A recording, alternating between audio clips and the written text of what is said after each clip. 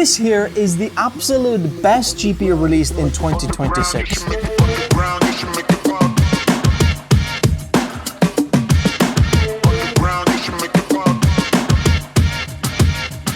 No matter what the gamers are telling you, this is it, and I'm going to prove it to you. It looks very, very normal without any RGB, but if you're a creator, AI developer, or existing in 2026, this is the most exciting GPU because there's nothing else like it.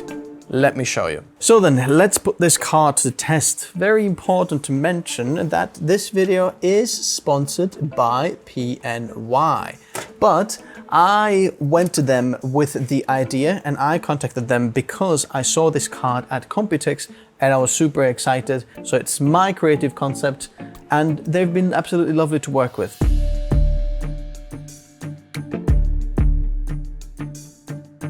Okay. It's on, we've started. Right now we're pulling 360 watts. I'm gonna open MSI Afterburner as well because in the end of the video, we're gonna do overclocking test as well to see, is that special design actually gonna able to keep up? So while the test is running, let me actually tell you what this GPU is. This is the PNY RTX 5080 Slim. There's a big slim dual slot on the top, and this is the number one key amazing feature about this card. There is lots of other things that are really, really good, and perhaps we should look at the actual characteristics of the design first. Here is the card, and when they say 2-slot card, this is a true 2-slot card. And if you don't know how unique this is, there is no other 2-slot cards out there. Yes, what about NVIDIA? Okay, NVIDIA Founders Editions are, but NVIDIA doesn't allow any other board manufacturers to make 2-slot cards apart from this. I don't know how accurate this is in terms of allow, but this is the only true 2-slot card out there. There is nothing else, but this to me is the absolute highlight of this. On the back here, there's 2 slots and nothing is extruding from this side. It's just smaller than the 2-slot, which is amazing. So I'm gonna take the thickest part here. We've got 39.9, 40 millimeters thick. This is insane. Just Gemini, Google, Claude, the thinnest GPUs out there. You realize this is the thinnest GPU in 2026. There's nothing else out there.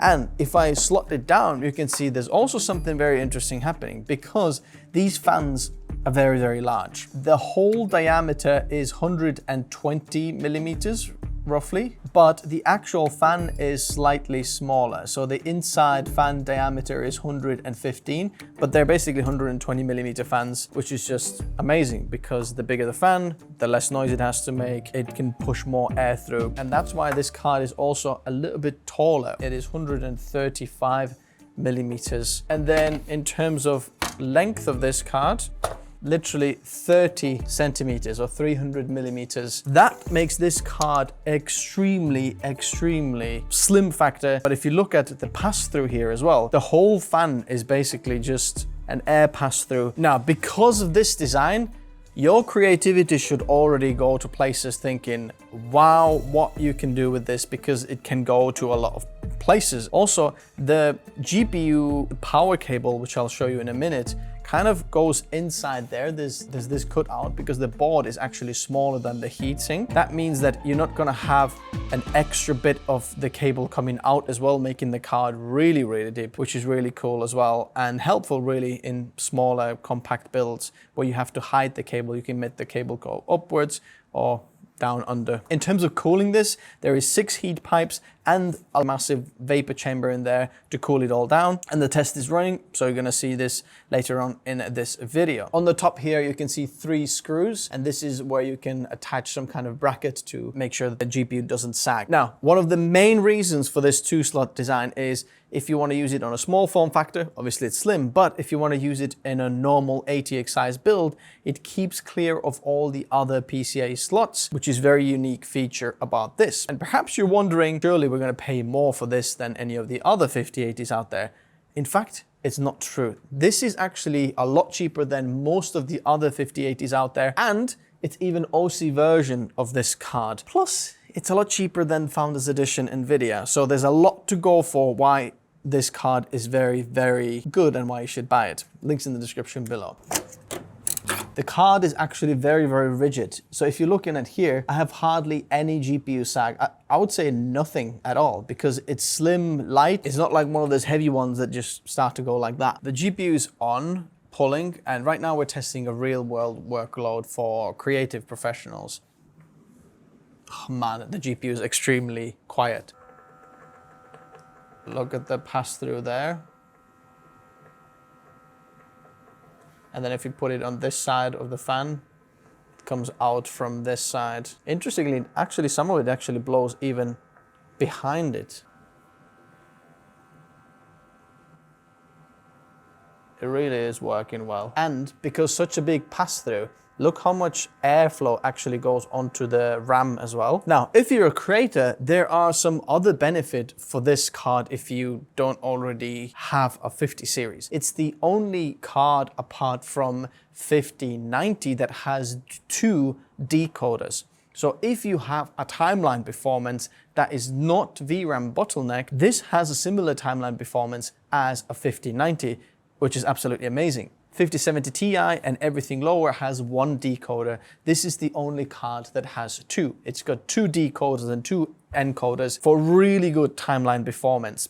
H.265 10-bit 422, incredible. Also, the very common things about this card that you probably already know, but in case you don't, there is incredible 3D performance, class leading by a mile, like no competition. Software support and AI development for this is obviously a whole other level. And if you're an AI developer and wanting to build AI hardware for your home, you should be super excited about this. Let me know in the comment section below if you know why.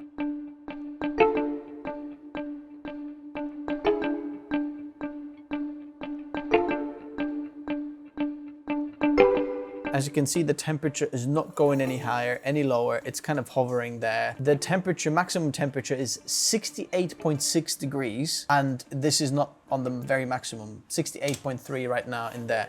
And if we look at the fan speed is running 49% speed.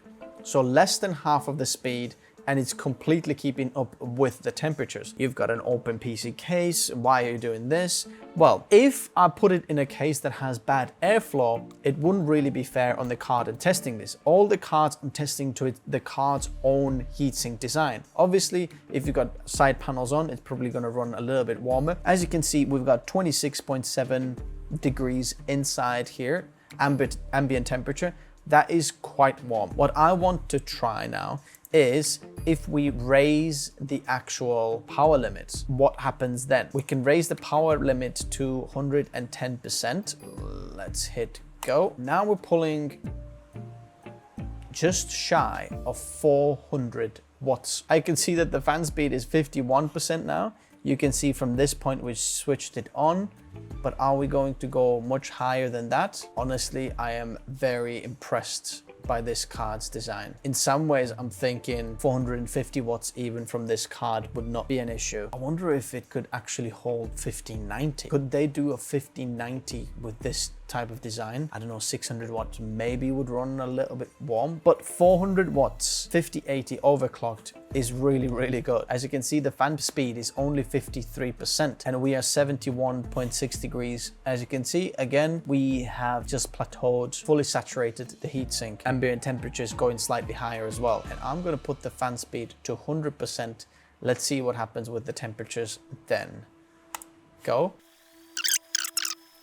The GPU clock speed has just gone higher just because it's gone so much cooler. It's kind of hovering around the boost clock speed, which was 2850. Right now, I just adjusted the first fan speed. One of the fans is going 3000 RPM, which is the fan right now that's blowing through air of the actual GPU, so through airflow. The other one is still around 1600. So let me adjust that one to 100% as well. Airflow for this is insane. I know it's loud, but just add core clock speeds, memory clock speeds as well. Let's see what happens now. Don't crash.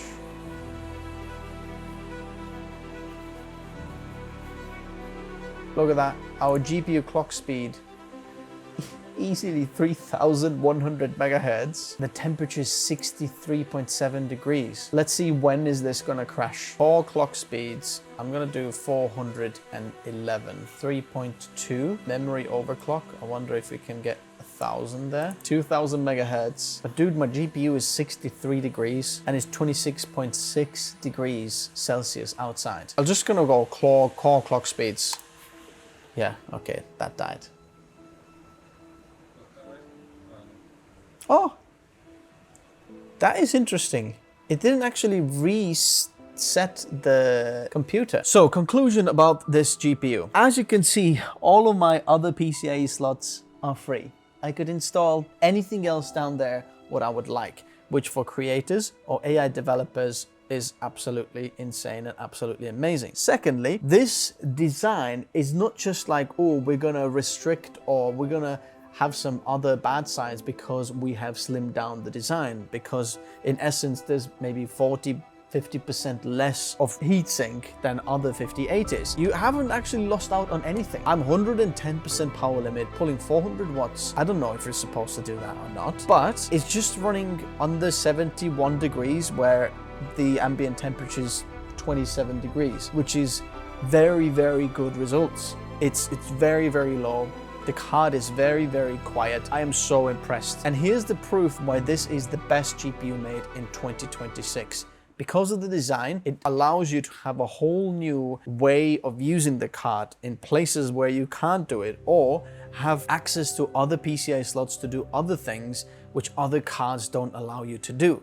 And they give you the benefits with no actual downsides, and the price point is still the same as the rest of them, which makes me think, why would you even get a thicker card if this is that good? Speechless. Amazing. PNY, you've done something absolutely amazing. Thanks guys for watching. Subscribe if you haven't already, like the video, and check out the card in the description below. I'll leave the links down there. Literally, there's not a single downside for this card. What is it? If you want RGB, there's none of that. Maybe a little bit RGB. If you need a bit of RGB, I guess, like literally not a single other downside. I just think it's amazing. It really is. Wow. Okay. Bye-bye. See you later.